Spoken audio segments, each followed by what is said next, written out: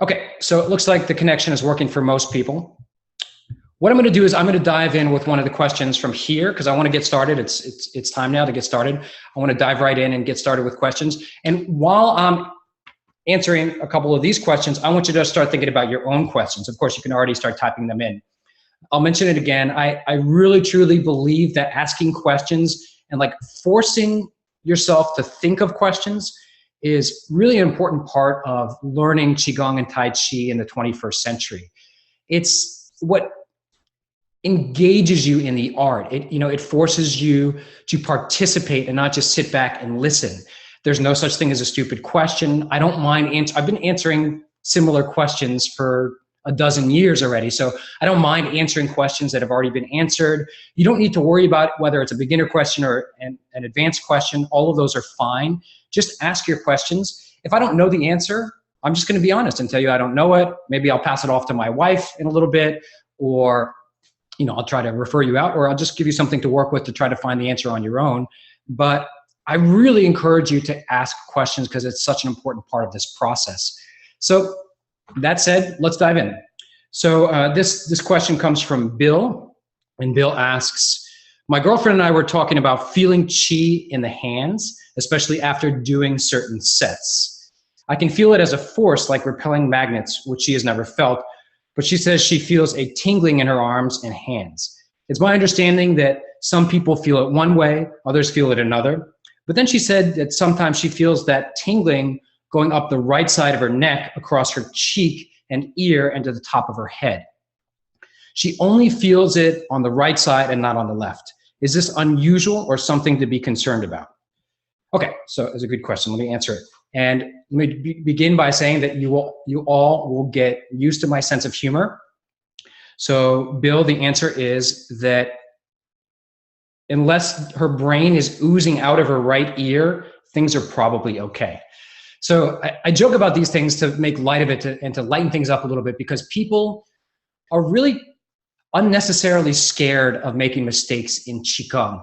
It depends on the type of Qigong, but certainly the type of Qigong that I teach, and a lot of the Qigong out there is very, very safe to practice, especially if you understand what you're doing and understand what's going on. So there was a feeling of fear towards the end of this question, like, oh my gosh, what's going on with my girlfriend? She is feeling something different than me. Is this okay? Is it anything to be concerned about? The answer is no, there's nothing to be concerned about. Qi sensations are varied. They vary greatly from person to person, and then they also vary in the way that you describe them. Those of you who are members of my Qigong 101 program, this will sound very familiar to you. We cover this topic in depth. I've got a lot of talks on the subject. But basically, in a nutshell, even if two people, even if you and your girlfriend are feeling the same thing, you might talk about it differently. And then let's say you were feeling something differently because of the words, they might sound the same. So both are true, that people feel different things and people use different words to describe what they're feeling, because the words always just somehow fall short. So it's totally fine. There's nothing to worry about. You said you felt some repelling magnets. That's a common Qi sensation that people feel. She's never felt that. Okay, maybe she feels something different. She feels tingling in her arms, also very, very common. The tingling going up the right side of her neck, across her cheek and her ear. There's a lot of meridians. There's the large intestine meridian runs through there. The stomach meridian, the gallbladder meridian runs along the side. It could be a lot of different things going on. It's nothing to freak out about. And that's sort of my message here. And to a lot of students who are new to Qigong, don't freak out. You need a good teacher to be able to answer questions, but those of you, especially if you've been with me for a while, stop freaking out so much, right? Ask your question. Maybe sometimes you just need to hear me tell you, don't freak out. But know in the back of your mind that freaking out is an unusually common occurrence in the 21st century learning Qigong. And that generally speaking, you don't need to freak out. It's the freaking out that is almost always worse than whatever's going on with your Qigong practice. Okay.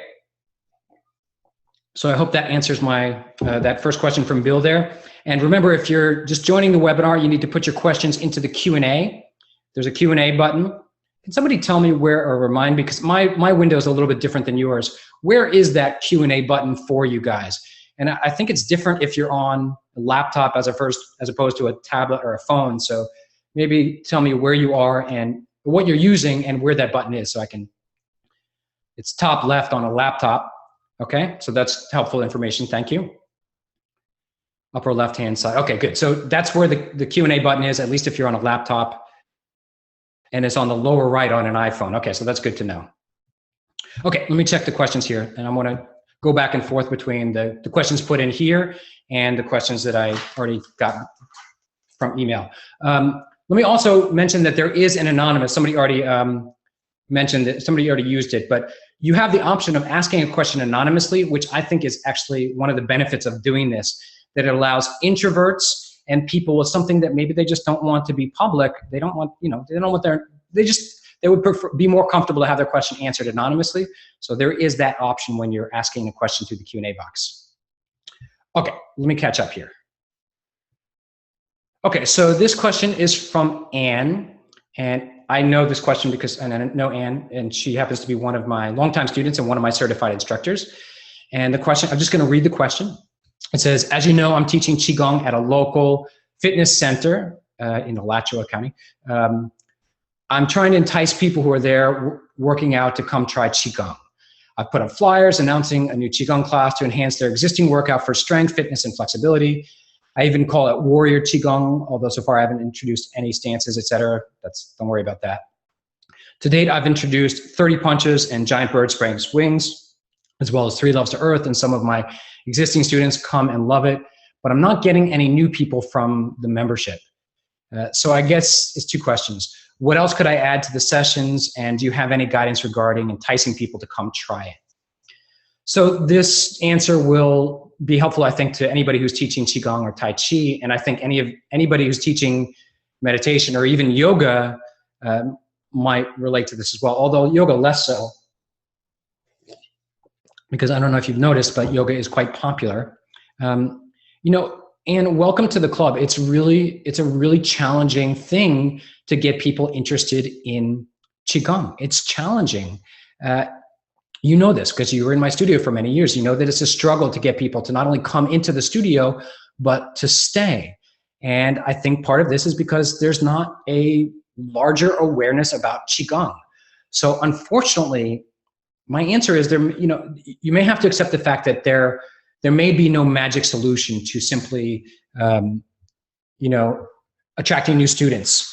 So for example, you know that I tried everything. You know, I tried everything from a marketing standpoint. And, you know, a lot of Qigong and Tai Chi teachers think that marketing is an evil word. I don't. I think that marketing is actually just a form of teaching. It's me doing my best effort to communicate with you what it is that we do and how awesome it is. Because I truly believe that if people knew what I know and what you know, Anne, and what my students know, you know, I'd have to turn students away. I would have more than I could handle, right? That's how awesome it is, what we do, right? But how do you get that across to people? So some of that is marketing. Some of that is timing. Some of that is sheer persistence and just staying there and teaching for a long time. And people they see you and then eventually they come when they're ready. Yeah, sure. Some of it is what you teach in the classes and having the classes targeted to the people that you're trying to reach. So in that case, if you're trying to reach people at a fitness center, then maybe trying to bridge to fitness is a good idea, but maybe not.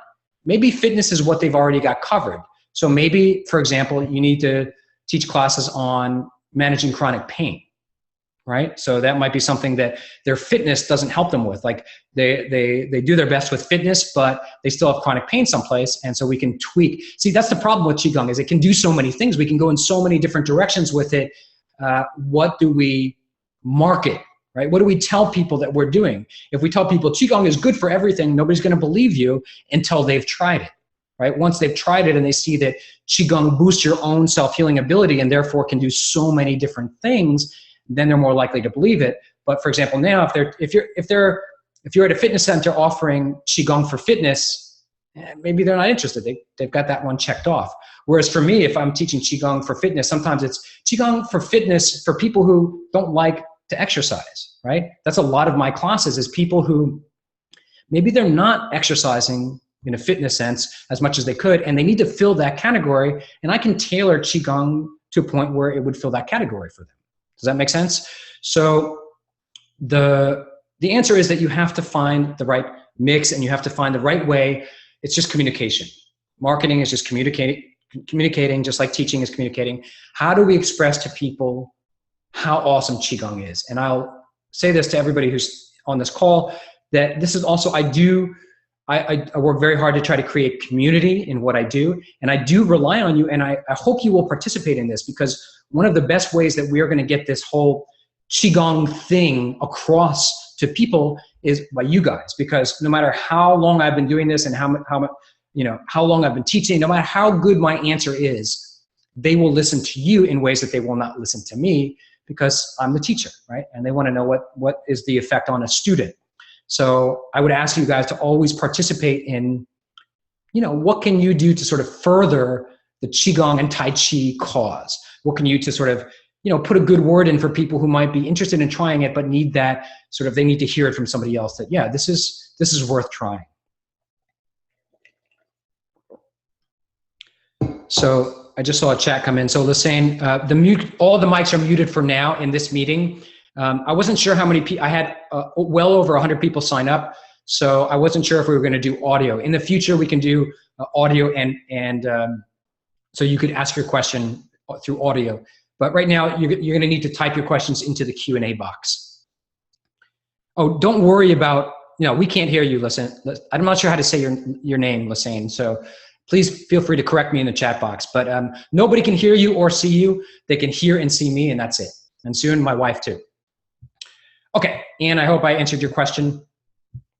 If not, you know how to find me and ask a follow-up later.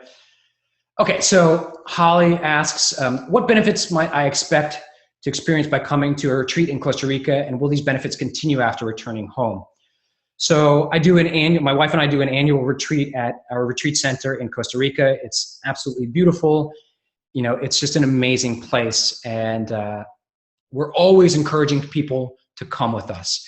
And Holly, I'll answer your question from a few different ways. So for example, when I had my studio, I closed it almost exactly a year ago, actually. And I closed my studio, my brick and mortar studio, to focus more on online teaching and retreats and things like that. But when I had my online studio, I was always encouraging my students, even my students who had been with me for 10 years. I was always saying, please come to Costa Rica. Why won't you come to Costa Rica? And a lot of them, they had this feeling like, well, I see you a couple times a week. My Qigong is good. I practice every day. Why would I come to Costa Rica? And the students who did actually come, and there were a bunch of them, so those longtime students of mine who saw me 3-4 days a week, every week in my studio, who eventually came to Costa Rica, who eventually listened to me, they were blown away. I can honestly say that even people with 10 years of experience in Qigong, simply by going to that place, they elevated their Qigong, and yes, it lasted. It was a lasting change to their Qigong. So that's not me, because they already had me. That's not my teaching, because they already had my teaching. It's the combination of me. Okay, to be fair, my teaching is better when I'm in Costa Rica. I'm on my game. I'm inspired. My energy is flowing better. So that is an effect. But it's the place. The place matters. Now, I'm in a position now where I'm teaching more and more online, and I love it. I think it serves a very important need, that people need this ability to learn Qigong in a good way online. But it doesn't replace live learning. And if anything, now that my studio is closed and we have this wonderful opportunity to go to some place like Costa Rica, this should be what you shoot for, because it's the ideal place to, I won't just say learn Qigong, but to deepen your Qigong. Whether you've learned Qigong from me or from somebody else, I can promise you that simply by going to this place, the energy of this place, the mountains, the putting aside all your other concerns for a week, having delicious food cooked for you, all of these little things put together add up for an intensive week that I still to this day have not figured out how to describe.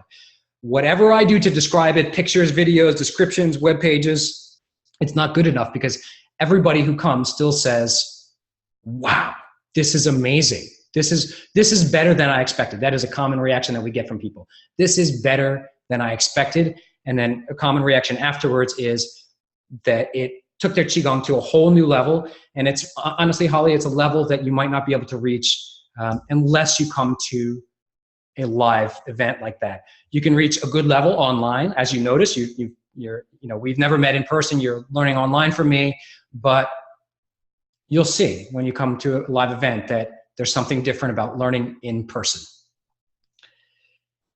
Okay, Holly, I hope that answers your question, not just for you, but a lot of others. Hold on. Let's see. Sorry, trying to juggle a lot of different things here. Let me go to another question that I got from the email. I'm going to try to balance both questions from email and the live questions here. Let's see. Okay, so question from Ray, also another online student. Please share any wisdom as to how I can most gracefully flow from one exercise or pattern to the next.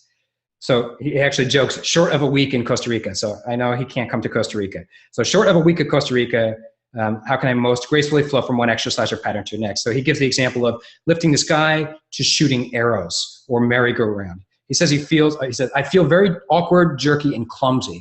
So I'll do my best to, the cameras, I can only do so much, but it's talking about doing something like how do you shift from an exercise like shooting arrows when you finish that exercise? So you could come up, for example, right? Or you could just stay down there, because if your next exercise is merry-go-round, then it's going to be here. And you could go into merry-go-round. So the idea is, first of all, so we're talking about the transition from two Qigong exercises. Now, first of all, shooting arrows is a complex exercise. It's one of the most complex to teach and learn. So you're just going to need to give yourself time to move more gracefully. That's why when I teach it, I always break it down. For example, let's see if this will work in the camera. So I always break it down to step 1, step 2, step 3, step 4, pulling the arrow. Step 5, step 5, we would either step back, or I teach a few different versions of it, or we would finish. So I break it down systematically, because in the beginning, sorry, I talk with my hands and I talk with my body. In the beginning, it's very hard to do all of those steps, right? It's just hard. So you do them step by step. But eventually, all of those things start to flow together in a flowing way, so it's not so staccato, including the breathing, right?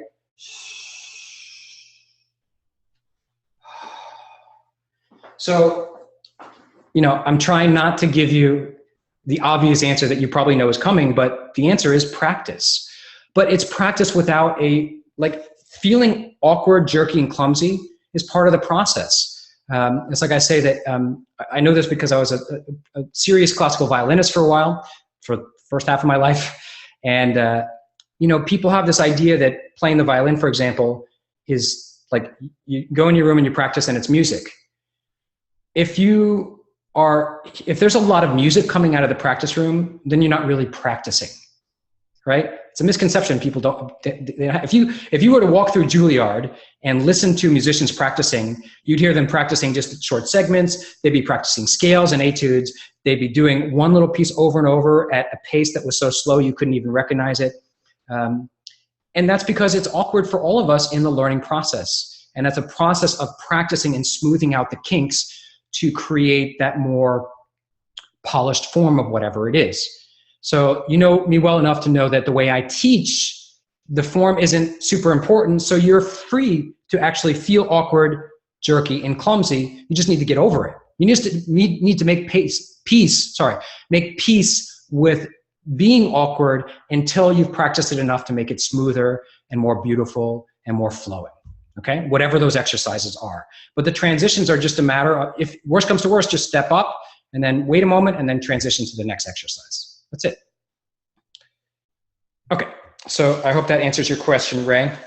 For those who are coming in late, my wife is going to join us in just a little bit. We're going to save some good questions for her, because I know that some of the questions would be better directed to her than to me. Okay, let's see. Next question. So this one's going to come from the group here. So Angie asks, are we learning how to control Qi to direct the flow, or are we learning how to control our mind body so Qi can flow? So Angie, because I know you're in my Qigong 101 program, I'm going to answer it for you specifically and then try to make it more clear to everybody else as well, regardless of where they are.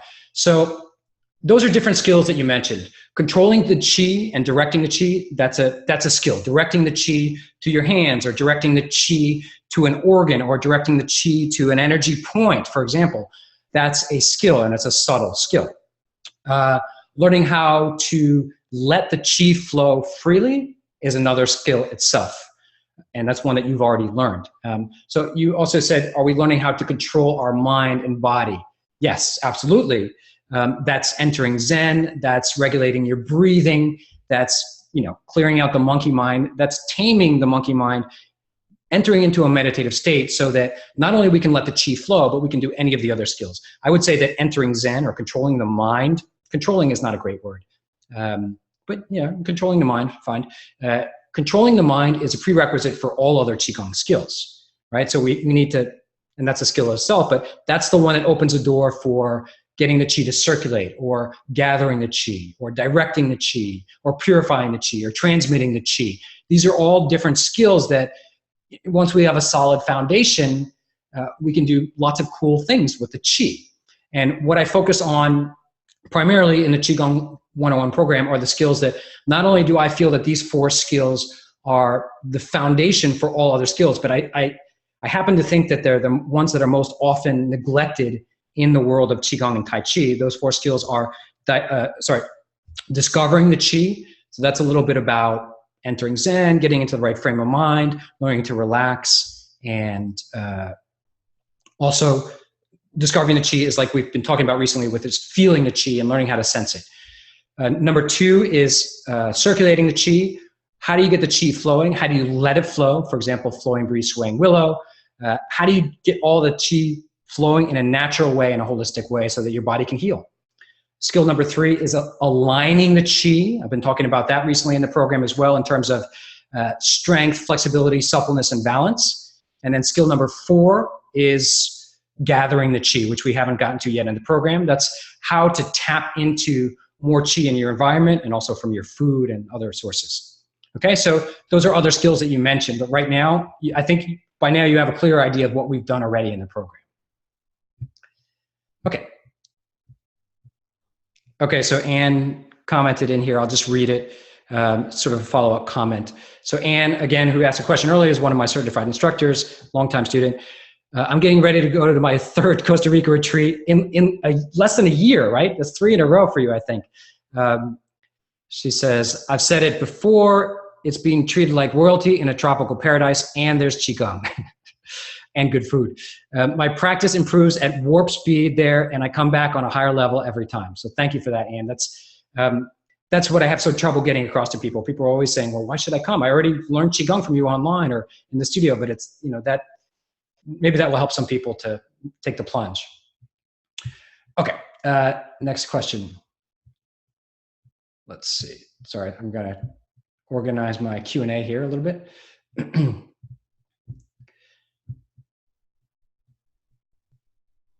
Okay. So Zoe Norman. So I assume it's Zoe. I don't see an accent there. Is it Zoe or Zoe? I'm not sure. I apologize. I always do make an effort to pronounce people's names correctly, but I apologize if I correct it. If I say it wrong, you're always welcome to correct me. I actually welcome it.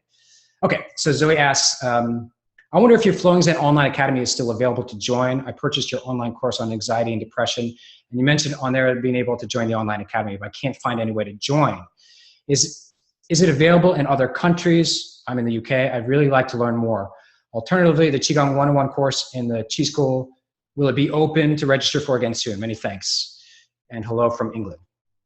Jolly good. Hello from Florida. So Zoe, I phased out the Flowing Zen Online Academy. So when I first launched the depression and anxiety course that you're talking about, which is still available, I still had allowed people to come. Actually, you were the only people that I was allowing to come into the Flowing Zen Online Academy. And what I've done is I've taken the Flowing Zen Online Academy, improved it, and moved it to what I now call Qi School. You're in Qi School already with the Qigong Battling Depression and Anxiety course. That is inside Qi School. The Qigong 101 program is inside Qi School.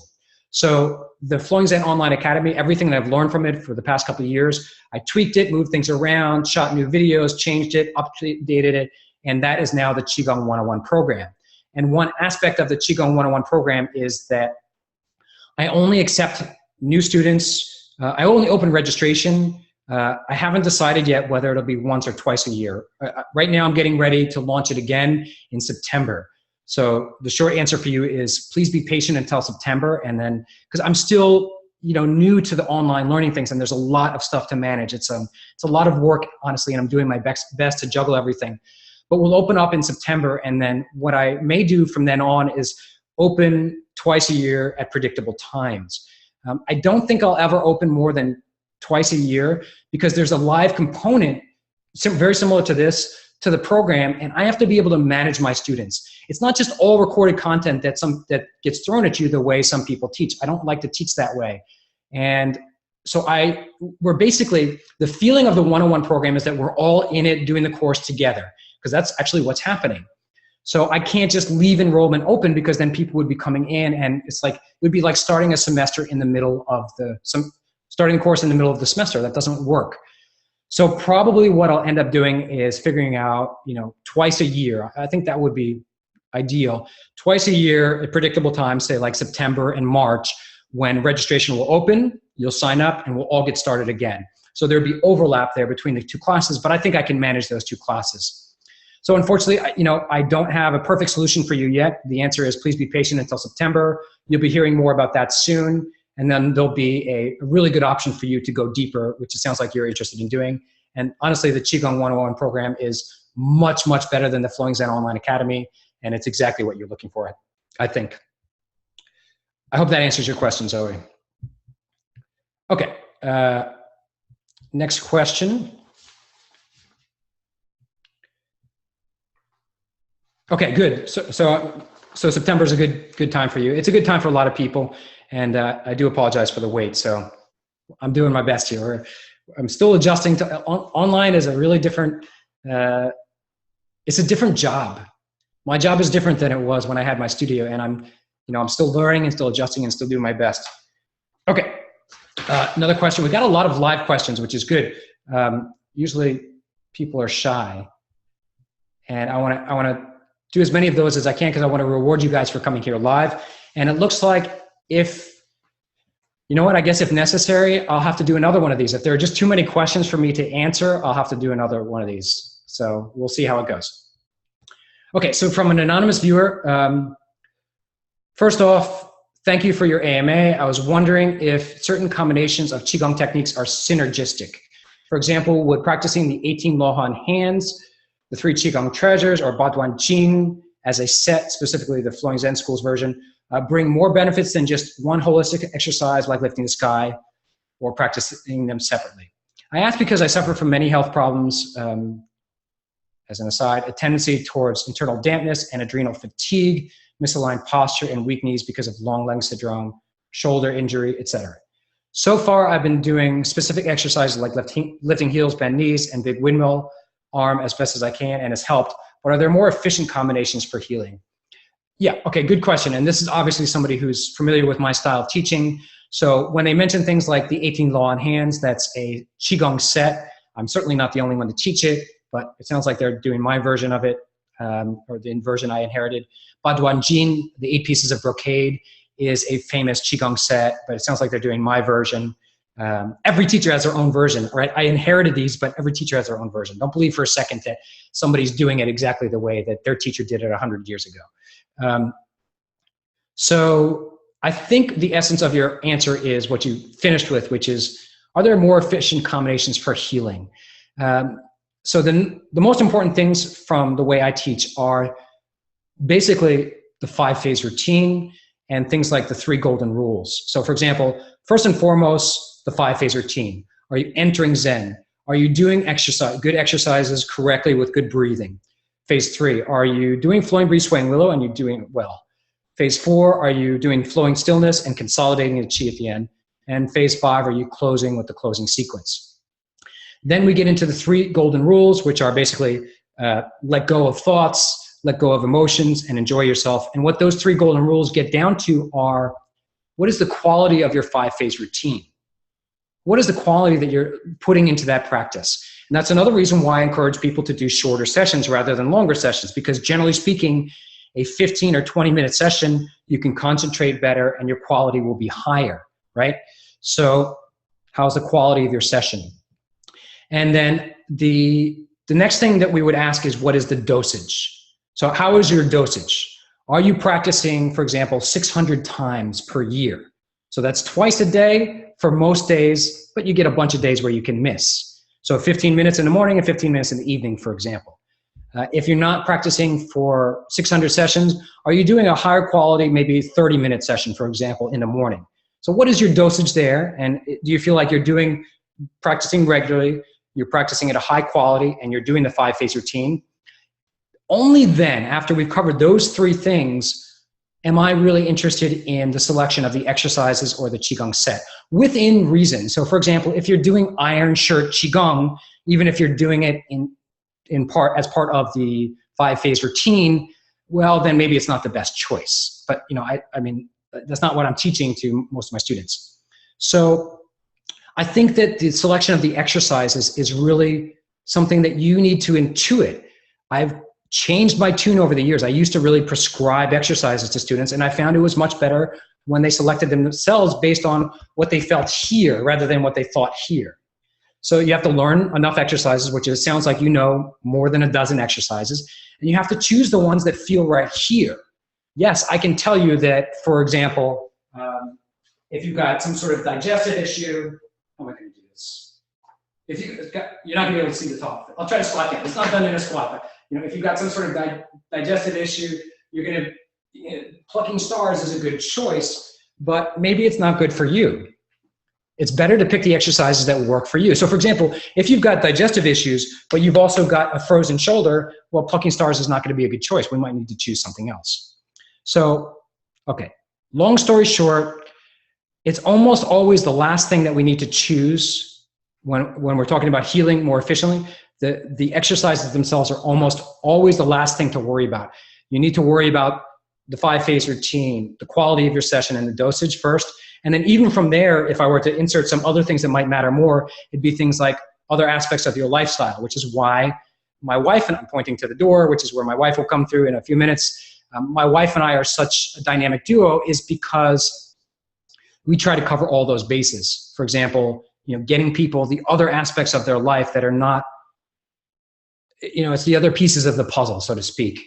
You might have, I hate to say this is sometimes discouraging to people, but what if you already have all of the Qigong pieces in place and that's not the problem, right? What if you need to look elsewhere? What if you need to look to diet or lifestyle habits or improving the quality of your sleep or even spiritual things? Those are blockages that people have. They just have a deep spiritual, if you're not a spiritual person, you'd call it a mental emotional blockage. Something that needs a lot of therapy. That might be what's blocking you from healing, and we might need to dig it out. So, I know people want the simple answer. They want me to say, oh, you're suffering from this, for this problem, do this exercise. That's a simpler answer that people, it's more of a black and white answer that people like. And I'm sorry, I can't give them the answer that they like because it's not the truth. That's not the truth in my experience.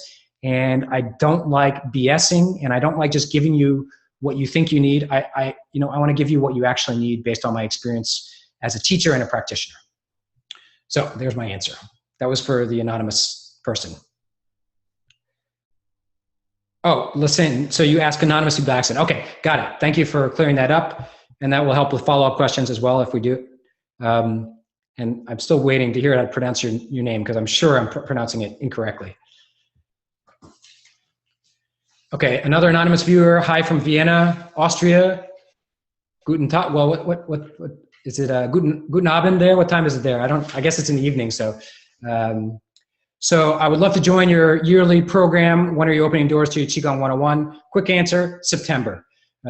We're shooting for September, and you can watch the replay of this later if you want to see sort of my reasons for why. It really is an honest reason why we are opening only periodically. I just, from a teaching, the teacher in me cannot let people just roll in anytime. I'm going to continue to let people only roll in periodically. Okay. Guten Abend, yeah, 7 p.m. Okay. I studied a little German a long, long time ago. Okay. So Hillary asks, do you have any specific recommendations for ADHD? I think I might save that one for my wife, but she should be in at any moment now.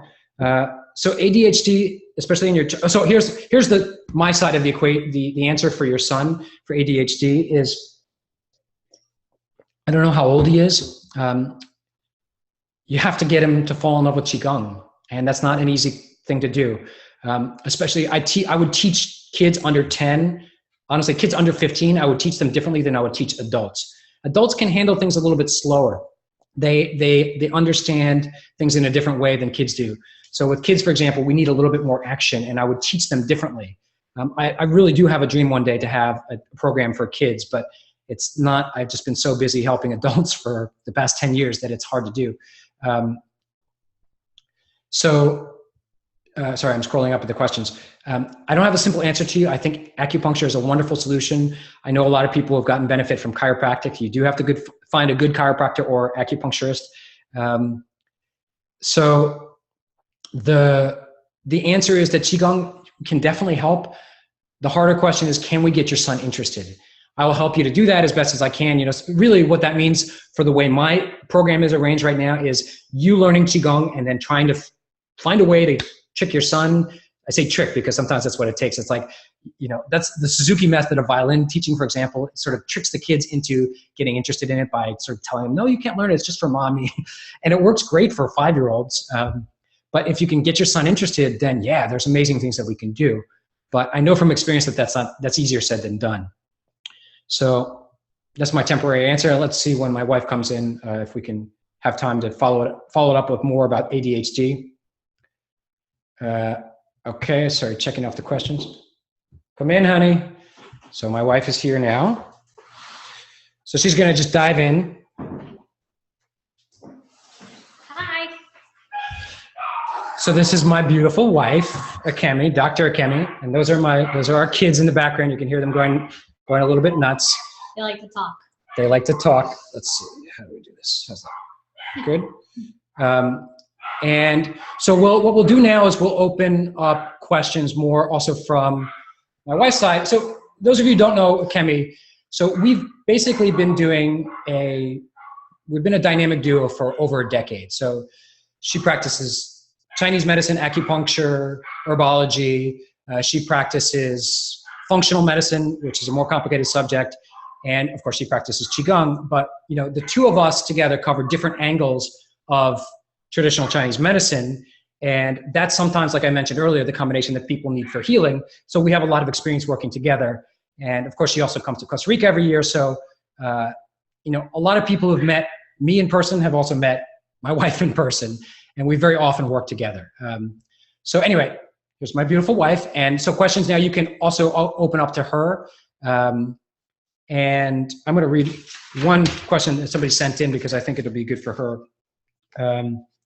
Okay, so this question is from Sharon. Hi, Anthony and Akemi. Hi, Sharon.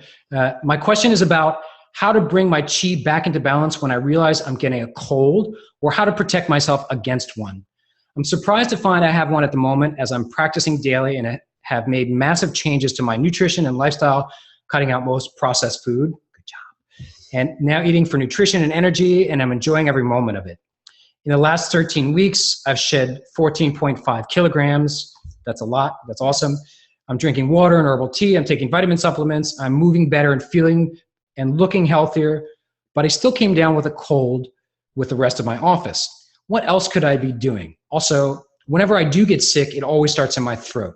So it's late autumn here in New Zealand. And I'm just going to let Akemi dive in.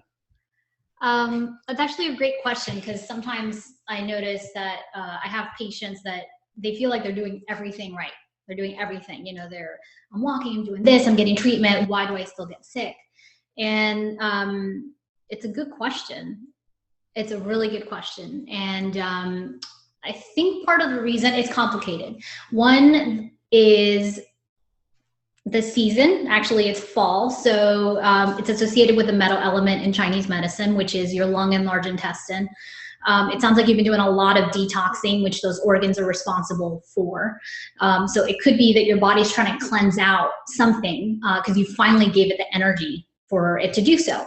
If you've had chronic issues with your throat in the past, it's possible that you have what in Chinese medicine are called retained pathogens, or could be just old viruses or things that you've caught that are still there, and now finally your body's saying like, hey, let me actually get the situation taken care of. So it's not necessarily a bad thing, even though it feels uncomfortable.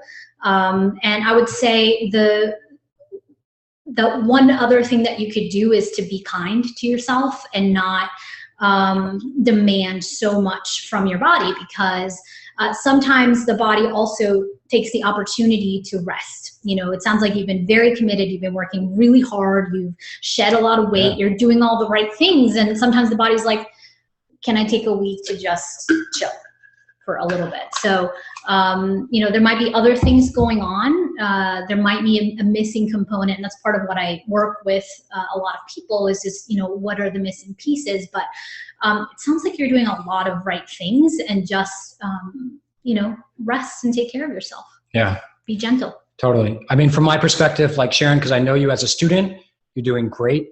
And I'll say that, like my former teacher, for example, would always talk about how if you practice Qigong for 6 months, you'll never get sick again. And the truth is that it's not true. That so many of his certified instructors and his students who have been practicing for a long time, we still got sick less and less frequently, but we would get sick. And here's the kicker that a lot of people don't understand. He himself still gets sick. Now, he argues that it's not a real sickness if it's just his nose running or if he's just out for a day. Like to him, if he doesn't miss a day of work, then he's not sick. So to me, I count that as a sickness. I'll tell you this, that it took me a while, because I used to get sick 4 or 5 times a year, every year. It took me a while practicing Qigong to watch that frequency go. No, actually, it started going down, but I certainly didn't jump to not getting sick at all. So I went from 4 times a year to 3, to 2, to 1. Now I'm at a point after many years of practicing that I really feel resilient. I rarely get sick, but I do sometimes still get sick. I will shake off colds and flus, like in the office environment or in our clinic. I'll shake off things that a lot of people will catch, but every once in a while I still get sick. That's just natural. It's your body's immune system kicking into place. So get rid of that idea of like, I should never get sick. I think if Qigong teachers say that they never get sick, they're probably exaggerating, right? I mean, that is not to take anything away from him. He had a very strong immune system. I don't think he needed to sell it that hard to say, I never get sick. I haven't been sick in 30, 40 years. It's not true, but he did have a very robust immune system. So do I, so do a lot of my students. And you'll just see it go down, over time, basically. There's just one more thing I want to say about that, actually. That I also get suspicious when somebody tells me, like, I haven't gotten sick in a decade. It's like, well, then you're not reacting. Your immune system's not reacting to the environment. And some of those people actually have immune deficiency. Yeah. And they don't even, respond to anything. There's no defense, right? Sometimes it's just you're getting sick is just a sign that you're actually putting up a defense, as opposed to your defense system throwing up its hands and saying, come on in, we don't care. Okay, good. So let me quickly answer a question. So Aida is a member of my Qigong 101 program, and she says, I missed a lot of the units this time around, would like to go back to square one. Would I be able to start again with the new series? Absolutely, that's part of the deal, right? You finish your payments basically, and you have lifetime access, right? So you can restart the program with the group. I totally expect a lot of people to do that. They'll say, well, I kind of, I didn't do it as well as I would like to. So what you do is you restart from scratch with the new group in September. And then let's say 3 years from now, I hope to still be offering the program. I really think I will be. You could start, you want to do it again, go through the thing from scratch. You start with a new group in the future. Okay. So I'm just going to quickly answer Sean's question. Sean is a longtime student, should be an instructor, but doesn't live close enough for me right now. I don't have a good solution for him. But Sean is asking, can you comment on what other arts are out there? I'm assuming this is you, Sean, because it says Sean C. So anyway, can can you comment on what other arts are out there beyond Cosmos Palm that use the small universe as the basis for the advanced practice? Honestly, I would say that probably all advanced Qigong techniques really do use the small universe one way or another. It's just that you don't need to worry about it so much. Trust me, it just all falls into place. The more you practice the small universe and the more you practice things like Cosmos Palm. And I mean, so like, does Iron Palm, for example, have small universe as its foundation? Probably not technically, but absolutely. Like the little iron palm that I did, when you're doing it, you can feel the small universe. So all of it, I would say. But on the other hand, you can do small universe without doing those other advanced Kung Fu arts, and you can do Cosmos Palm without having the true small universe. So they're going to come together in clear and clear ways the more you practice them. And especially I know that for you. Oh, Hillary, so that's a follow-up question. You mentioned that he's 20 and has started Qigong. We had a question earlier about her son who's 20 and has ADHD. And I was mentioning that, it's the hardest thing is always getting them interesting, but 20 is an adult and it's much more likely to get him interested. So we'll try. But do you have any thoughts on, you want to mention, is it 20-year-old with ADHD and any ideas? Of what else to? Like, I don't know, just talk about ADHD or like. Well, yeah, with ADHD, that's something that seems to be, has infected the newer generations. I don't often see a lot of people in their, 30s or 40s or 50s suffering from that. And I think there's a lot of internal factors and lifestyle factors that go into having a condition like that. Unfortunately, the habit of overstimulation tends to make the brain even more scattered. So I would say even if you could practice a little bit at a time, like working on mini habits, working on disconnecting in the evenings would be really great, because that would calm down the whole, adrenal gland and calm the brain down. So actually, one of the things I teach a lot of my patients is to create bookends to their days, to basically start slow and end slow. And it's just those mini habits of calming down and winding down that actually retrain the nervous system to be able to focus and be still. So I think Qigong is excellent for ADHD, and maybe just not have the expectation that he's going to be able to do, a 15 or 20-minute routine, but do more mini habits to coax his brain into being still and calm. That's good. That's awesome. Thank you, honey. I want to answer Anne's question. So this is specifically directed at Dr. Akemi. So following your dietary advice, no sugar, no grains, etc., I'm able to manage joint pain pretty well. There's no real problem since your miracle with the knee. That was a miracle recently. Just occasional aches and pains. Is there any type of supplement that might also help? Years ago, I used to take glucosamine and chondroitin. So. Hi, Anne. Yes. In terms of nutrition, I think the dietary changes make a huge difference. The primary goal with joint pain is to reduce inflammation. So for you, the no sugar, no grains was amazing, because that massively reduced your inflammatory load. And so there could be a couple things. There could be something else that you could eliminate from your diet. Like some people get triggered by things like nightshades. It's very, very, very common for joint pain. Nightshades are things like tomatoes, peppers, which is very sad because we love hot sauce. Yeah. White potatoes, things like that. So that's something you can experiment with. The other thing that I'm actually doing a lot of is adding more phytonutrients, which are nutrients that come from plants. So rather than jumping to supplements, I would actually ask myself, if I was you, how many cups of vegetables am I eating a day, and what colors are the vegetables? Because other than, I can help you at the office, I can actually help figure out if there's a nutrient deficiency, either through lab work or through some of the manual muscle testing. There could be things like mineral cofactors or things like that. Glucosamine, sometimes it works, sometimes it doesn't. It just depends on the person. But in terms of nutrition, we recommend 6 to 12 cups of vegetables a day, which is very hard to do. And I cook all of our meals, and I buy a lot of vegetables at the farmer's market. But, if you're not at least eating 6 cups a day, I would go for that. And I also recommend that you look to see if you're eating the colors of the rainbow. So, if all your vegetables are just green, you're missing some nutrition. Like, where's the purple? Where's the yellow? Where's the orange? Where's the blue? So if you make sure that you have that and your plate looks like a rainbow, then you're getting a lot of essential nutrients that you don't have to, think about what vitamins to take or things like that. Or you can see a practitioner like myself and get a prescription. Let me just mention that since, Anne is an in-person patient here, the answer is custom tailored to her. That generally speaking, Akemi and I are against self-prescribing of supplements, Chinese herbs, ginseng, things like that.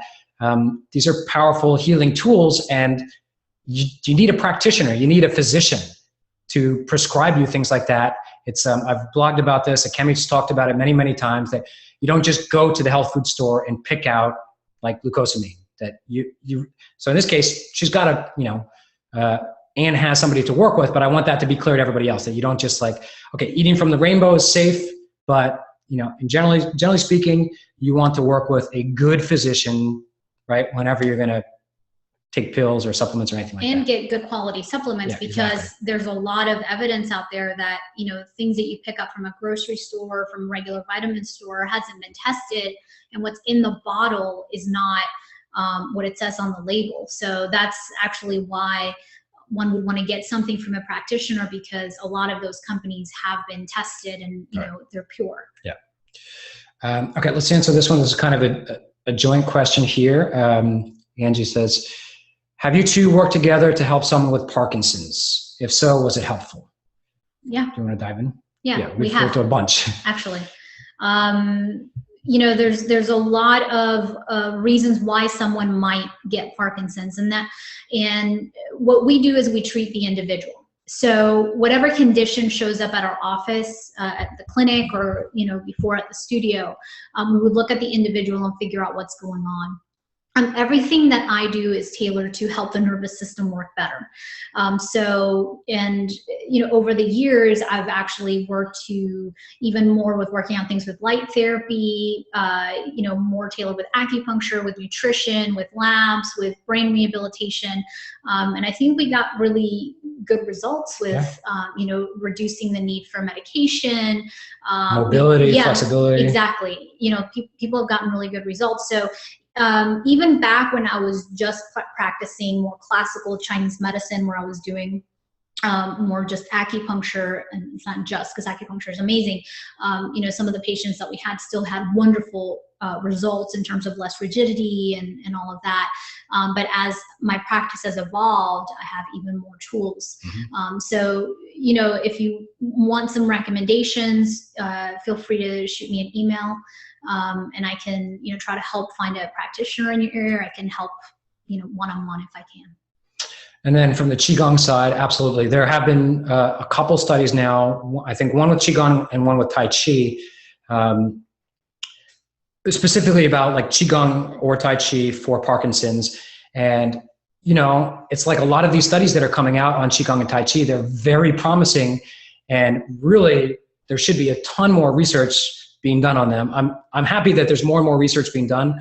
I wish there was even more, because it's just so amazing what can be done. And then, in my own experience, having worked with a bunch of people with Parkinson's, it's definitely something that you want to have Qigong in your toolkit. It's just, you want it there. Put it in your toolkit. Okay, let's see. Constance is asking, any good results with Qigong for panic attacks and Chinese medicine? So I guess you're basically asking Qigong and Chinese medicine, which are the same overlap, for panic attacks. So I'm going to just answer first, because panic attacks are something that I've myself had. I've had them as recently as a little over a year ago. During the process of closing my studio, I did have a panic attack. And I know what it feels like and I know how bad they are. So again, I think that Qigong is something you want to have in your repertoire. I honestly don't know, if I didn't have Qigong in my repertoire, I would have been in the emergency room. And with panic attacks, it's not because there's something truly wrong, it's because you feel like you're going to die. And you are so convinced, and it even convinces healthcare practitioners that you just responsibly, you go to the hospital. I've helped a lot of people with anxiety over the years, and Qigong is one of those things that, like, yes, absolutely, you want it in your toolbox, especially since although sitting meditation can be very helpful for anxiety, it's not for everybody. Sometimes a lot of times sitting meditation can exacerbate anxiety. So we need something else. Mindfulness is the solution, but what we need is something like Qigong. And I strongly recommend that you put it into your toolkit. It can be so helpful. And then I'll pass it to Akemi for the other side of it. Yeah, I've helped a lot of patients cope and feel better with chronic panic attacks.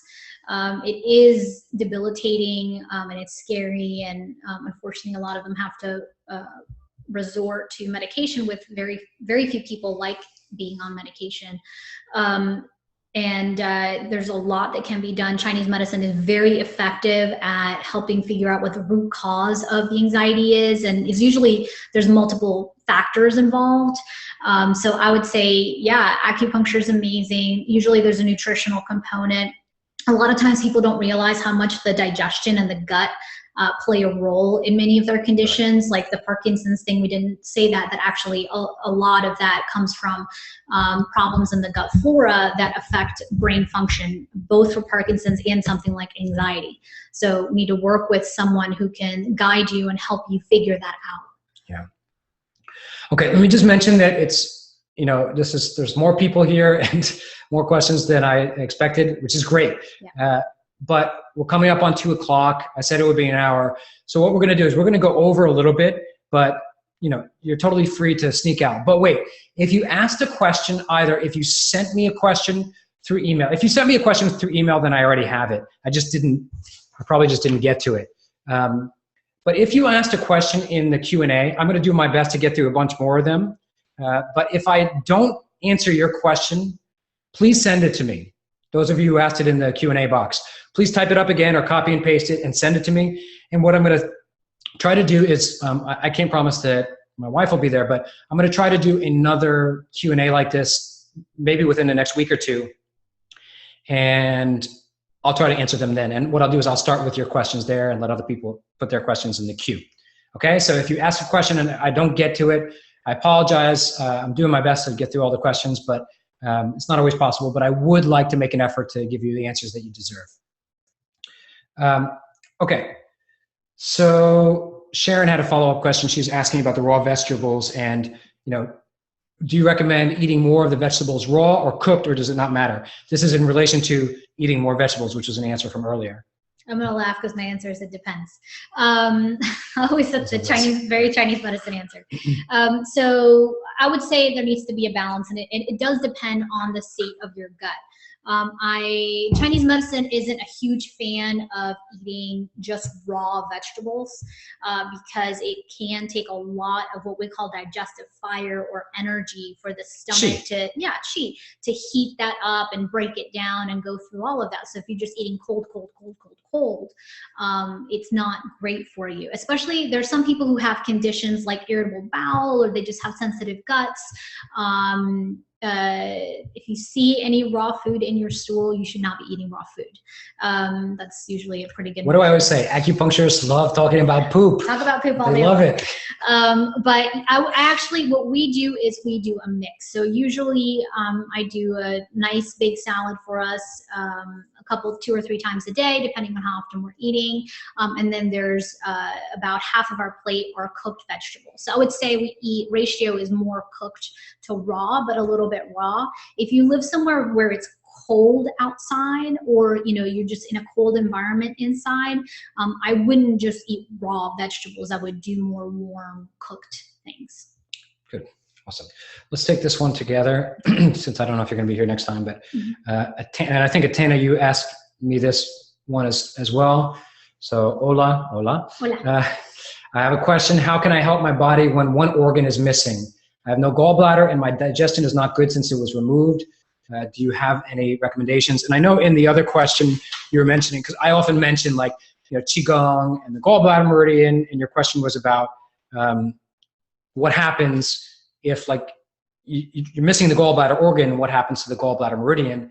And I know for a fact that some of you in here have asked me that question in the past, so I thought we would tackle it together. So the simple answer is, even though your gallbladder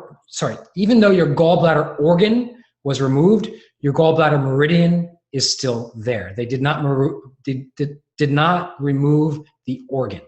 Okay. Meridian. They removed the organ. They did not. Thank you. See, she's so helpful. So they removed the organ, but not the meridian. That's very important. That applies to your spleen. If you've lost or you removed one kidney. It also applies to organs that do not have a meridian system, like what, thyroid, like ovaries. The ovaries. So speaking from experience, so the organ is just one aspect of the overall energy of that system. I'm going to pass it to the expert now.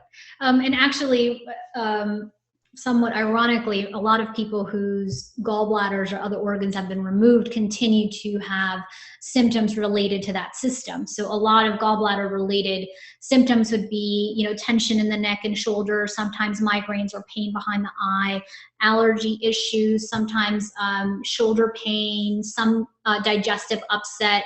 Actually, in some cases, digestion becomes even worse after gallbladder surgery because people don't have that backup of bile that is needed. So, when people come to my office and they have had the organ removed, I often will counsel them nutritionally or prescribe something customized to help make up for the function of that lost gallbladder.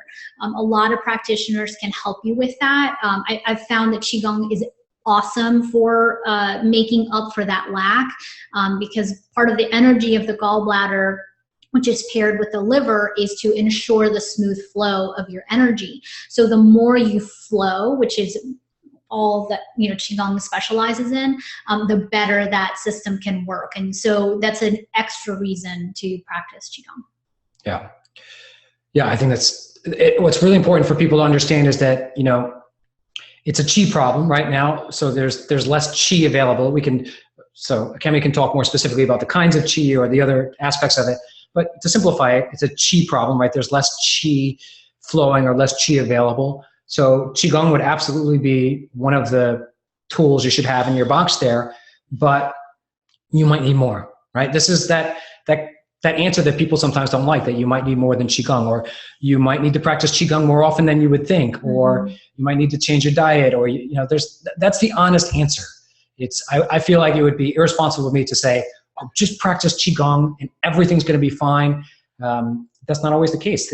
Life is more complicated than that, and that's why we often come together to give what is just a more complex but honest answer. Sorry, Jeff, maybe I missed your question. Let me scroll up a little bit. Hold on. Yes, I did. Okay, so Jeff's question was, and I do apologize, I sometimes miss questions. It's a little hard to manage them here. Jeff's question was about, I've been practicing One Finger Zen lately. One Finger Zen is advanced sort of Kung Fu Qigong technique. It seems like the best Zhan Zhuang form to accompany this practice is Golden Bridge. Is Golden Bridge simply Mabu with hands extended in One Finger Zen form, or are there finer points involved? Yeah, One Finger Zen is pretty hard to get without instruction, and I don't think I have any videos teaching it yet. And that's intellectual thinking, trying to connect One Finger Zen to Golden Bridge. Yeah, of course they both have the One Finger Zen hand posture, but you don't need it that way. In fact, maybe we need more yin and yang. You've got One Finger Zen already, so use hugging the tree as a yin-yang balance. I suspect that you could do it, but my standard advice, which I'll still put out there, is don't do Golden Bridge unless, maybe if I figure out how to teach it online, but otherwise it just needs correction. Because it needs more correction than One Finger Zen because of the dynamic quality of One Finger Zen. Golden Bridge, it's just my experience is everybody does it wrong, and I need to correct them for a while until they do it right. So do something, that I have to, like hugging a tree is much safer. There's much more room for error there. And yeah, I mean, I used to be, yeah, I mean, you remember the days, Akemi remembers my stricter Kung Fu days when I would teach 2-hour classes. Yeah, 2-hour classes, and I would teach Golden Bridge, and I was strict. I'd basically go around and like, no, I wasn't hitting them, but it was like strict in the way that like you have to get the form. It's one of the rare times that I would be strict in the form because it just, if you're not doing the form correctly for Golden Bridge, you might as well be doing 3 levels to earth. Sorry, hugging the tree.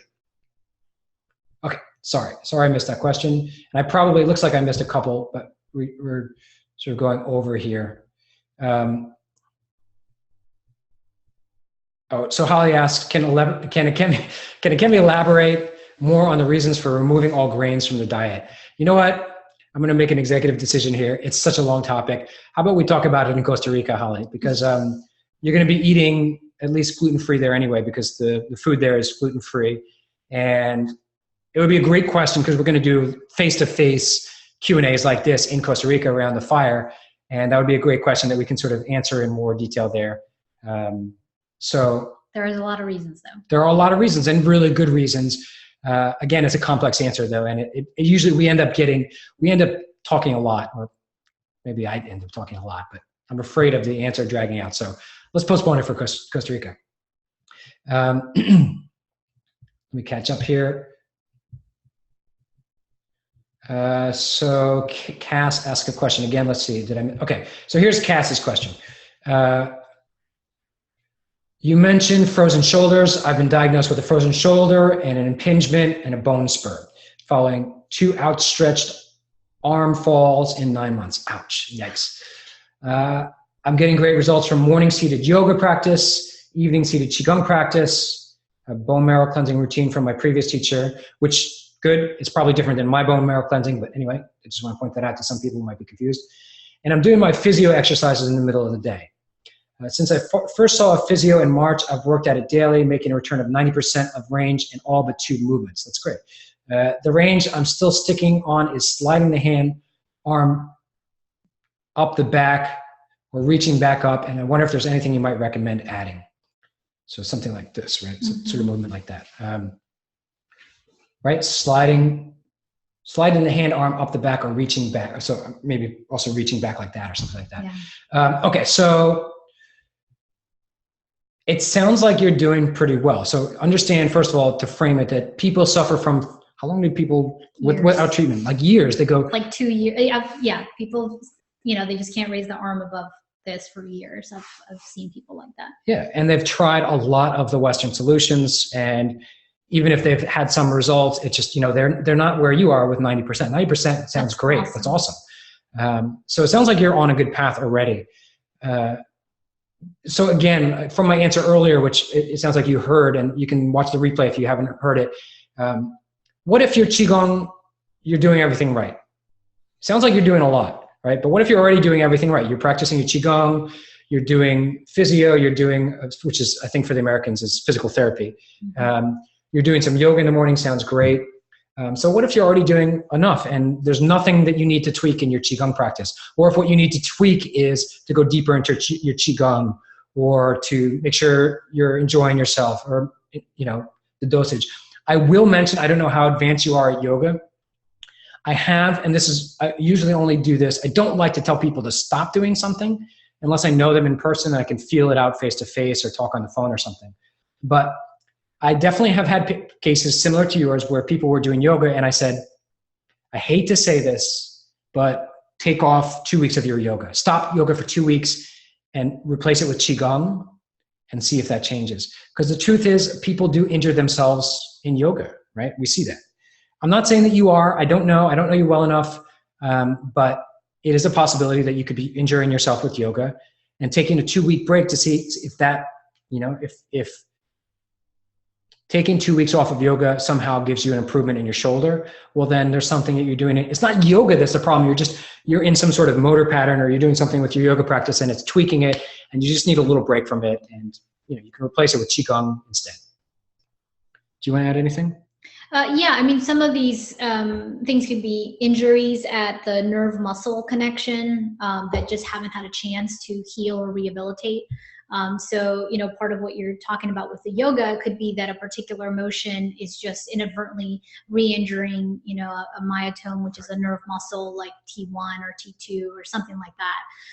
And then another thing that you can try is just, you can look online and, look for foods that are anti-inflammatory, or try like an anti-inflammatory diet and see if that pushes you over the edge to help reduce inflammation enough to open up that range of motion.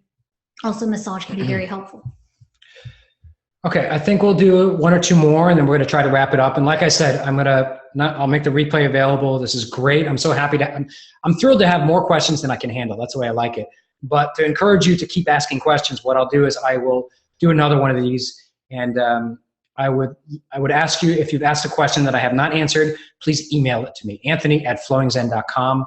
And we'll do a couple more. We'll squeeze out a couple more at least. So Mariana asked, I'm experiencing continuous pain in the back of my upper legs and hips when walking. I have sciatica, but I'm wondering if this pain is due to that. Also experiencing severe cramping after having walked a lot. For example, I walked through an airport terminal to get to my gate and had severe cramping in my upper legs the last 30 minutes of the 5-hour something. It cut off, and then later I think you added that you're, that you're 66 years old, which I know people don't like to tell their age, but honestly, it helps us a lot. Mm-hmm. Do you want to dive in? Yeah. I hope somebody is checking you out. I don't know if you have a chiropractor or an acupuncturist, because that sounds like there's actually quite a bit going on there. It could be things like an electrolyte imbalance. It sounds like there's muscles not working properly. And sometimes when muscles aren't what we call firing, like they're not engaging at the correct time, either because they've been injured, they don't have the right nutrition, there's a blockage in the meridian, other muscles overcompensate and they kind of overwork and they start to cramp. And that can create even more problems because it can create more injuries. Classic sciatica pain usually happens below the knee down to the foot. So it doesn't sound like classic sciatica from your description. So I would say that, you need to get checked out, make sure you're getting enough minerals and electrolytes. Epsom salt baths can be very helpful, but that kind of pain is not good. And I think, something could be done to help you feel better for sure. Yeah. And I mean, let's put Qigong in the equation there. I've had sciatic pain myself, found Qigong to be incredibly useful, helped a lot of people with sciatica, slip discs, all those things. That's not to say that it's the only thing you need, but it's almost definitely one of the things that you need. And very often Qigong is the thing that's missing from the equation. So yeah, I mean, I definitely empathize with your pain, and I hope you can get to the bottom of it. I know lots of people your age who have been able, including some people in this program, in this call. I know people your age who've used a combination of Qigong and acupuncture to get to the bottom of it and to lead a more pain-free life than they thought was possible. Yeah, for sure. Definitely. Okay, so I've got more questions than I can handle here. I do apologize. Ray followed up. He said, oh my God, he said, 6 cups, that's a lot. And I love veggies, but I know 6 cups of raw spinach reduces to maybe 1 cup in many recipes, which is what we're talking about. Or is it, so we're talking about 6 cups raw. Yeah. Right. When we say 6 cups a day of vegetables, it's when they're in their raw form. Now we may end up cooking a lot of those, as we mentioned earlier you can watch the replay for that, but we're talking about 6 cups originally. They started out at 6 cups. Yeah. It is a lot of veggies. We eat a ton of veggies. It's a lot of chewing. It's a lot of veggies. But that's, it's hard to have a conversation about nutrition these days because everybody has different ideas. Here's the one thing that almost every nutritional advice, every dietitian out there agrees on: Chinese medicine, Western medicine, veganism. Everybody agrees that you need to eat vegetables, right? And everybody hates to do it. Yeah. It's a lot of work. I think we do pretty good. We found ways to enjoy it. Your cooking, doesn't hurt because it's so good, but you have to find a way. Akemi didn't used to cook. She didn't used to like cooking. She's learned to love it. And she's gotten to be an amazing cook. And now we eat a ton of vegetables, right? And you just have to find a way to do it. But basically almost everybody, that's the joke, is that I'm by no means vegetarian, but I really do eat way more vegetables than most vegetarians. Because the truth is, a lot of vegetarians are what? Carbitarians. They're carbitarians or pastatarians, right? They're not eating a lot of vegetables. And we really make that effort to check off at least the vegetable part of our diet because it's so important. Okay, so Constance is asking how to contact Akemi. Akemi's website is drakemi.com. That is D-O-C-T-O-R, Dr. Akemi, A-K-E-M-I.com. And you can find the contact information there. Here, would you write out drakemi.com and flowingzen.com, both of them. And again, I do apologize. We're going to have to call it a day. We need to go. But I do apologize for the questions I did not get to answer. I'm thrilled that we had so many. It sounds like you guys, can you guys give me some feedback in the comment section? Was this helpful having us both here? I mean, she's very busy. But is this helpful having us both here? I don't think we've ever done this before. Having us both here live to answer your questions. Is that helpful? And if so, let me know in the comments. I do apologize that we weren't able to get to more questions. Please retype your questions and send emails. You can do Anthony@flowingzen.com or Akemi@drakemi.com. Send us your questions that did not get answered, and I don't know. I'll answer them one way or another. If I have to, I answer them through email.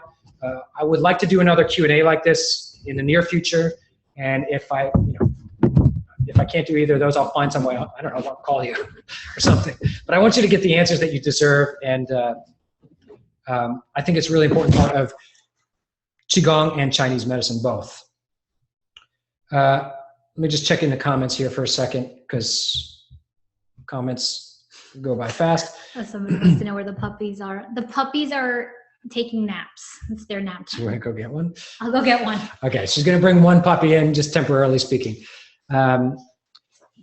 Okay, good. I guess it's helpful to have us both here, so that's good to know because we're always just looking for ways to connect with you guys. Anybody who's been to an event with us, like Costa Rica or from our studio or anything, knows that we're real people and we're really passionate about what we do, and we are eager to help people. And the truth is, I think you can tell that we've accumulated a lot of experience on our own through our own practices and together in our shared work together, and we want to share that with you guys. Here's the Ziggemeister. Ziggy Stardust, say hello to the camera. Oh. This is Ziggy Stardust. He's our youngest. He's our youngest. He looks very cute right now, but he's a terror. His daddy gave him a haircut. So we've got two pups. Pepper's jealous. I don't think we can do it with both of them right now. You're welcome. I'm glad it was okay. So it seems like a lot of people thought that this was helpful. You're very welcome. Con mucho gusto, Atena. We're very helpful to do whatever helps. So the more feedback you all can give us in terms of, did you like this? Was this helpful for you? Should we do it again? Is this the type of thing that you're looking for? When you give us that feedback, that's very helpful for us because then we know what, honestly, sometimes we don't know what to do more of. So it's very helpful to give us your feedback.